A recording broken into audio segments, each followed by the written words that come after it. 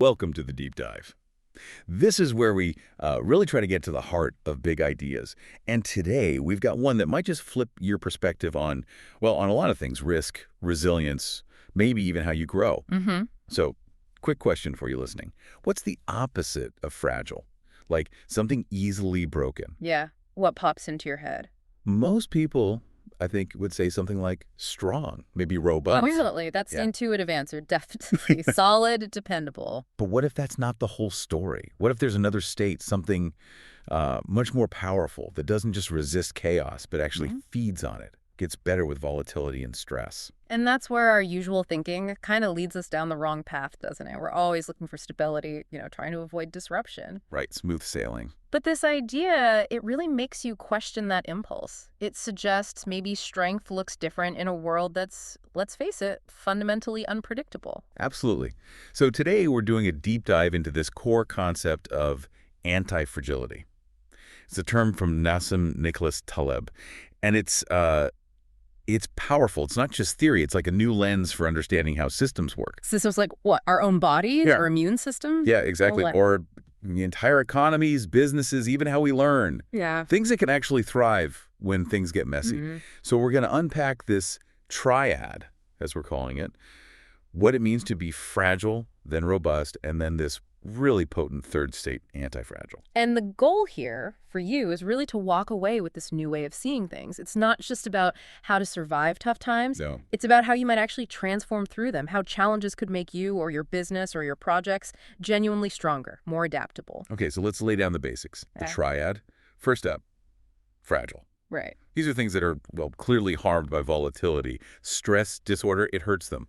Think of like a glass teacup. Yeah, delicate. One little knock, a bit of unexpected stress, and it shatters. The damage is way out of proportion to the cause. It's a negative concave response. Then you've got robust. This is what most people think of as strong. The brick wall example. Exactly. It can take a hit. It withstands volatility, absorbs shocks, but, and this is key, it stays pretty much the same. Right. It resists, but it doesn't really gain anything from the stress. It just goes back to how it was.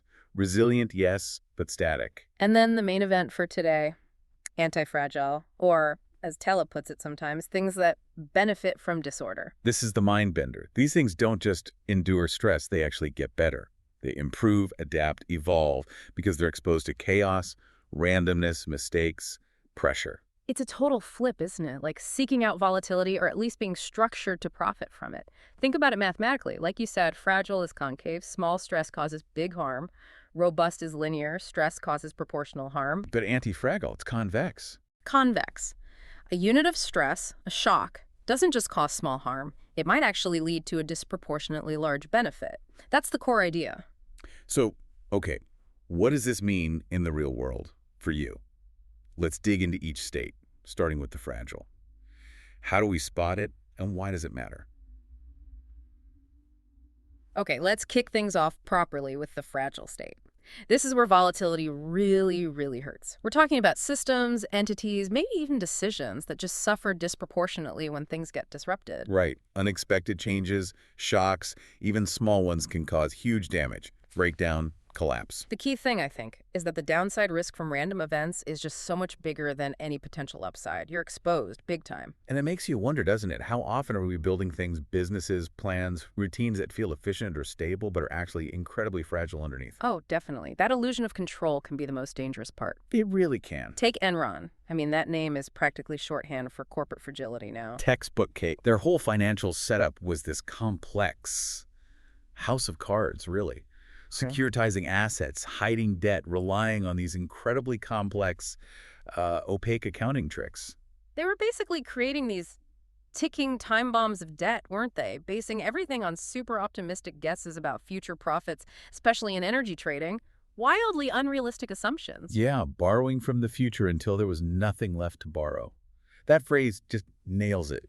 It was all short-term gain built on a structure that was acutely concave, vulnerable. So when volatility finally hit. Right, like an unexpected swing in the market or regulators starting to look closer, or even just one bad bet wasn't there, that polar pig weather forecast thing. Yeah, a weather prediction went wrong, cost them hundreds of millions in trading, like overnight. And because the system was so interconnected and brittle, that one hit wasn't just a loss. it triggered the whole collapse. Catastrophic. And what's wild is how they presented it, right? Publicly downplaying the risks, acting like everything was stable and predictable. While running these incredibly fragile strategies behind the scenes. Exactly. That disconnect between perception and reality is often a huge red flag for fragility. It's not just finance, though. Think about products. Remember the Ford Edsel? Oh yeah, the car. Total flop back in the 50s. Classic example of a product completely disconnected from what people actually wanted.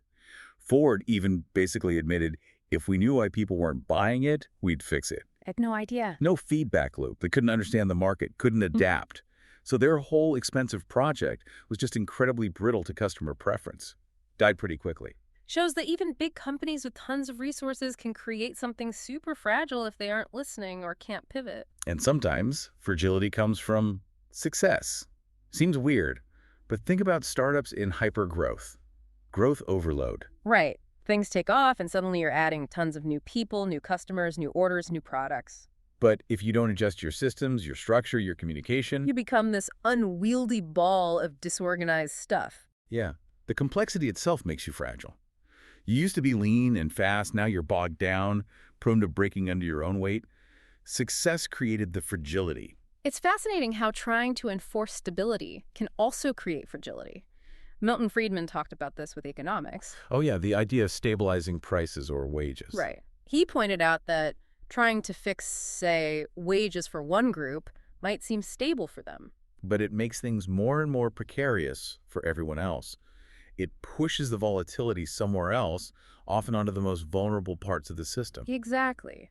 Artificial stability in one spot creates hidden fragility elsewhere, ready to snap when things inevitably shift. Yeah. You see those violent fluctuations eventually. It's like squeezing a balloon, the pressure just builds up somewhere else. Precisely. And he made a similar point about society, pushing for explicit agreement on too many deeply held, differing values. It can actually strain further the delicate threads holding things together. Yeah, it can disrupt the society. Forcing uniformity can ironically make the whole social fabric more fragile, not less. Sometimes a bit of managed disagreement is stronger. Okay, and one more big area. Established companies facing disruption. This is huge. Mm-hmm. Big, successful firms often become fragile precisely because they're successful. How so? Well, their processes, their values, their relationships with existing customers, how they allocate resources, it's all optimized for what works now. So they're incapable of successfully addressing a new problem that requires a totally different approach. Exactly. Think about like the excavation industry, the old guard, dominant with cable-actuated machines. Got wiped out pretty much. By newcomers using hydraulic systems, companies like Case, John Deere, Caterpillar, they embraced the new tech. Most of the older established firms just couldn't adapt. They failed. Their existing success made them rigid, fragile to the change. It wasn't about the tech itself being bad. It was their inability to change. Right. Organizational failure, like Control Data Corporation with disk drives, they dominated the big 14-inch market. And missed the boat on the smaller 8-inch ones. Completely. Their engineers kept getting pulled back to fix problems with the existing, profitable 14-inch drives. Their focus on the cash cow, the current customers, blinded them, made them fragile to the disruption. Smaller, nimbler companies ate their lunch. So wrapping up fragile, why should you, listening, really care about spotting this? Well, it's about seeing those hidden risks, right? Not just in big business or the economy, but maybe in your own team, your plans, even your daily habits. Where are you maybe relying on a sense of stability that's actually just thin ice? Where could a small shot cause big problems? Understanding fragility is the first step. You can't build strength if you don't know where the weaknesses are. Okay, so if fragility is about breaking easily, let's move to the second part of the triad, the robust state. Right. This is where we get into resistance, things that are built to withstand the hits. They don't necessarily get better from stress, like antifragile things do, but they don't easily break either. They absorb the impact and kind of bounce back to their original shape. Think of it as resilience, endurance, built to last, to persist through adversity. It feels like robustness is often our go-to solution when we think about managing risk, isn't it? Totally. We build, stronger bridges, thicker firewalls, bigger reserves. We aim for invulnerability, really. But the underlying assumption there is that we know what kind of shocks are coming, right? and that the system itself doesn't need to change or evolve. Exactly. It's about holding the line, maintaining the status quo against disturbances, not necessarily learning or growing from them. So a classic example from finance, diversification. Burton Malkiel talks about this. International diversified portfolios tend to be less risky. Makes sense. Yeah, if you spread your investments across different markets, different types of assets. Then if one area takes a nosedive, your whole portfolio doesn't collapse. Right. It absorbs that localized shock. It minimizes the damage and protects your capital. But the strategy itself doesn't get stronger because one market crashed.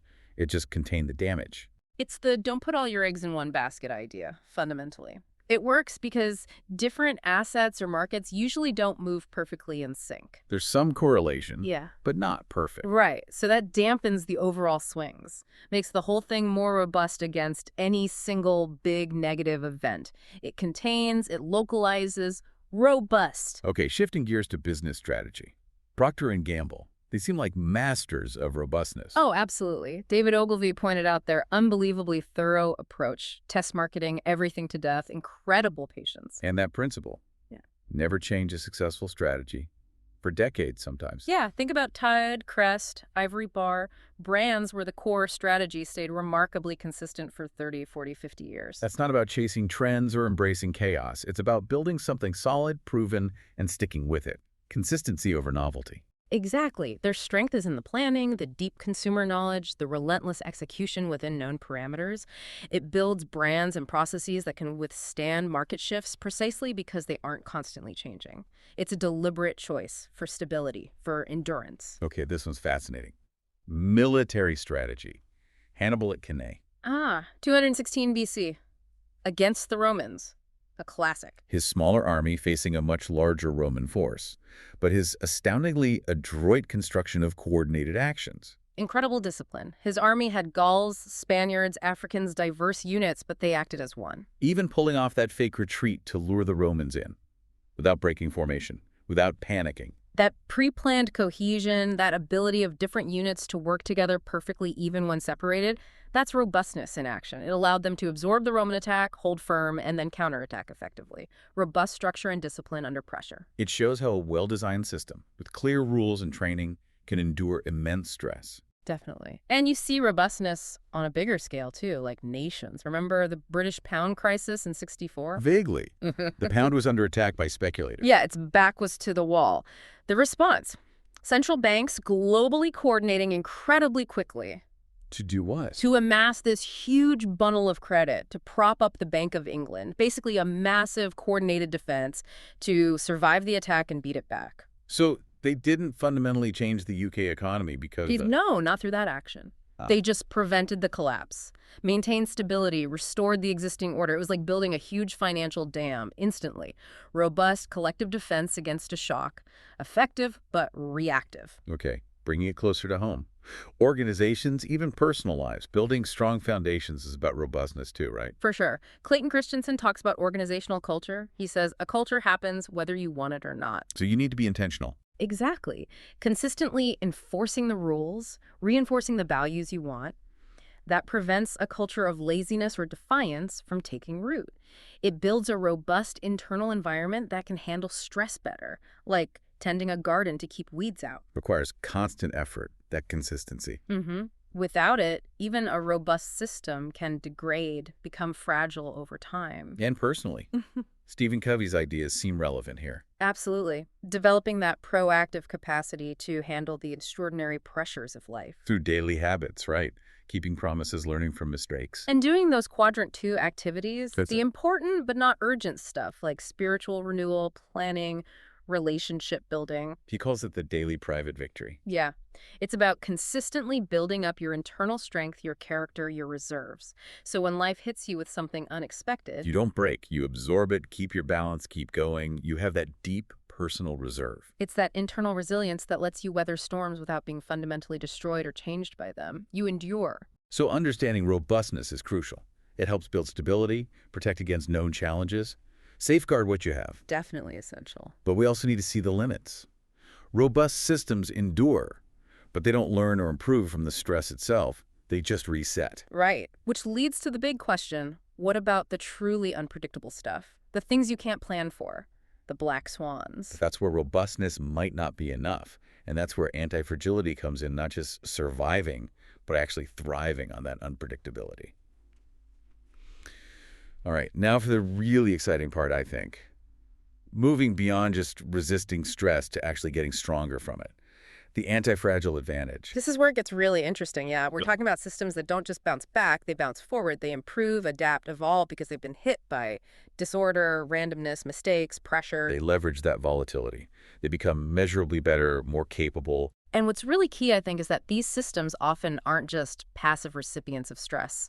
They might even, in a way, seek it out, or at least position themselves to capitalize on it. They see disorder not as a threat, but as information, fuel. Exactly. Information, catalyst, opportunity for growth.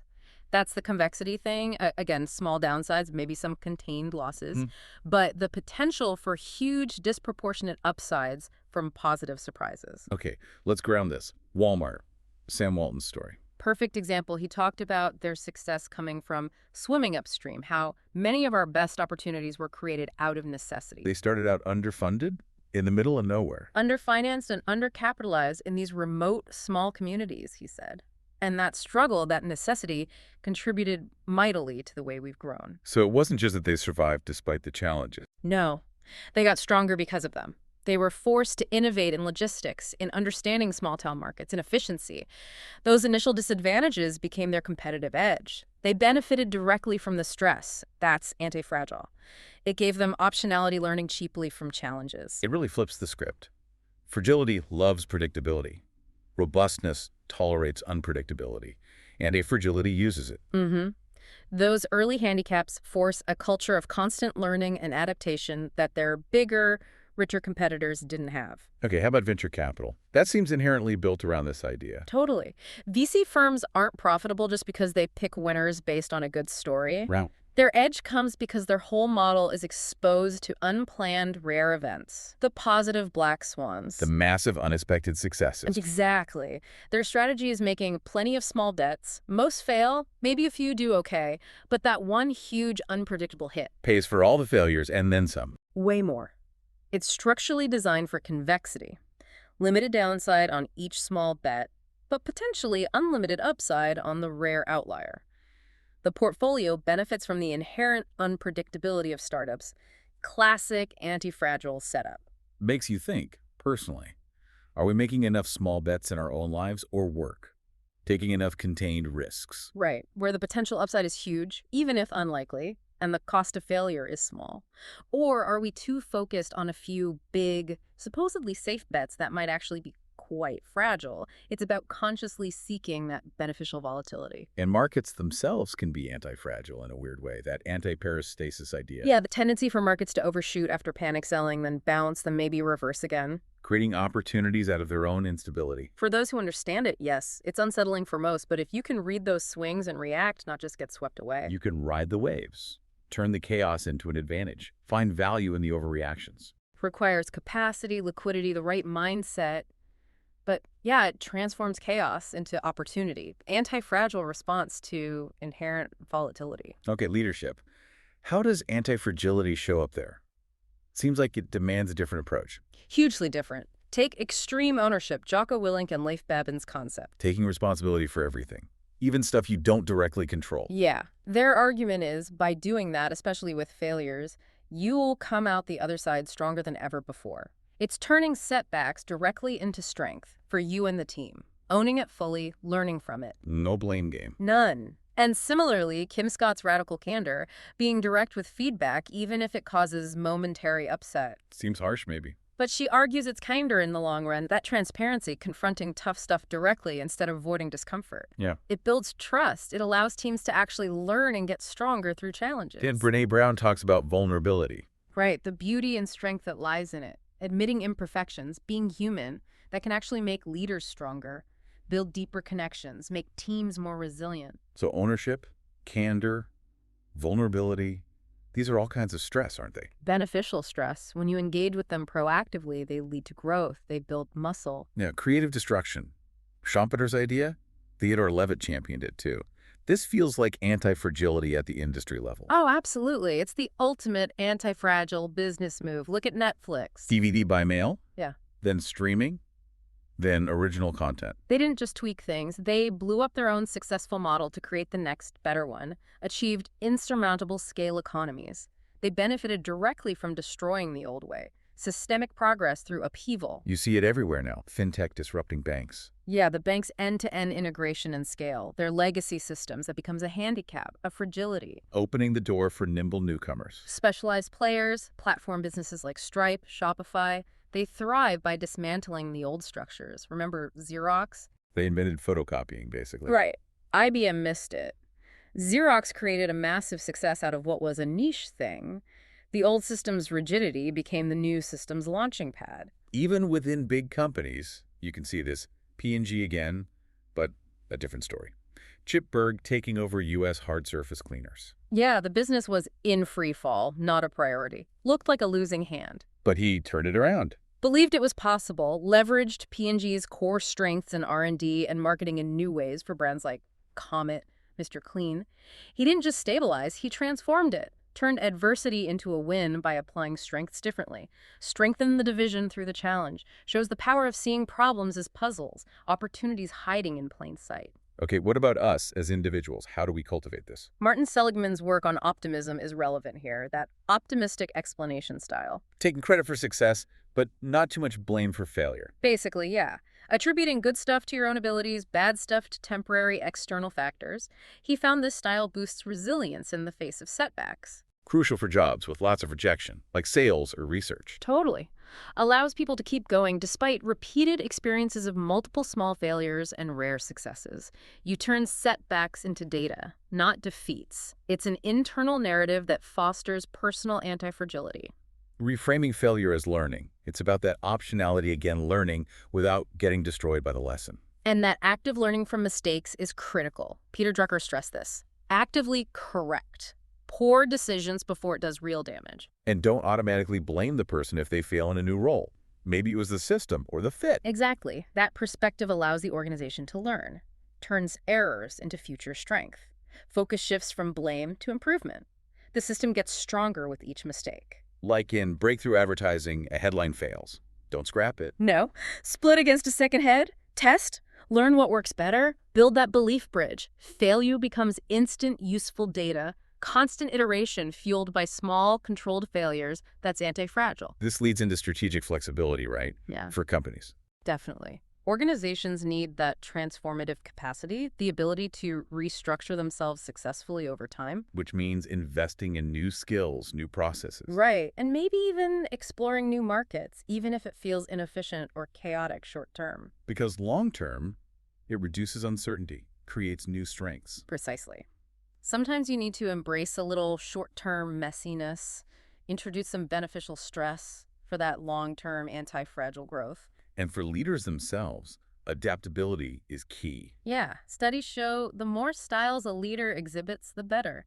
Effective leaders switch flexibly depending on the situation. That adaptability itself is a source of strength. Lets them benefit from different unpredictable circumstances. They get better by adapting. Even conflict, handled carefully, can play into this.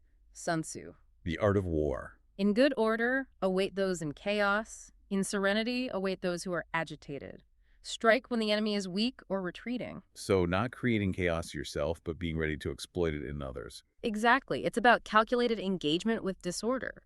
Turning an opponent's internal volatility, their stress, into your advantage. Asymmetric exposure again. And finally, Jeff Bezos. He seems to embody a lot of this. His indifference to the opinions of others, his problem-solving focus. Taking huge risks, like writing off millions in unsold toys. Which pushed Amazon towards becoming a platform, a much more anti-fragile model. He's ruthlessly competitive, willing to damage or destroy competitors. He doesn't just adapt to chaos. Sometimes he creates it, then benefits from the new landscape. His long-term focus, even with short-term pain, shows that understanding. Real growth often means navigating, even leveraging, high uncertainty, designing systems that gain from disorder. So wrapping this section up, how can you listening actually use this, cultivate this benefiting from disorder mindset? It really starts with embracing uncertainty, doesn't it? Seeing mistakes as data and not just failures. And then consciously looking for ways to build systems, personal, professional, that don't just endure stress, but actually gain from it. Find ways to introduce small, beneficial stressors. It's a radical shift, but incredibly empowering, seeing opportunity where you used to just see threats. So we've covered a lot of ground today, a real deep dive into this fascinating triad. We looked at the fragile things that break under pressure, Shatter easily. then the robust things that resist stress, endure, but stay the same. The strong wall. Resilient but static. And then the big one, antifragile. Systems that actually get stronger, smarter, more adaptable because they encounter chaos and disorder. They benefit from it. And it's amazing how often we aim for robust, isn't it? We build to resist, to maintain the status quo. Yeah, that feels like the default goal, stability. But the real advantage, often hidden, might be in building things that can learn and evolve from the very forces that would break something fragile. It's a difference between just surviving and actually thriving. This whole deep dive really drives home that volatility isn't automatically bad. It's not always a threat. It can be this hidden source of opportunity, a catalyst for growth you just wouldn't get otherwise. Absolutely. So it's more than just asking, how do I survive the next crisis? The real question becomes, how do I make sure that when the unexpected does hit, I come out the other side, not just okay, but actually better? Measurably more capable, more resilient, stronger than before. Exactly. Which leads to a final thought for you to chew on. What small dose of beneficial stress, what controlled exposure to disorder could you maybe introduce into your life, your work, your learning, starting today? Could a tiny calculated risk, a minor disruption to your routine, be the very thing that unlocks a new strength, reveals a hidden capability? What potential are you maybe leaving on the table by always seeking perfect stability, perfect predictability? What opportunity might be hiding in a little bit of chaos? Something powerful to consider. How can you turn uncertainty into your ally? That's it for this deep dive. Thanks for joining us. See you next time.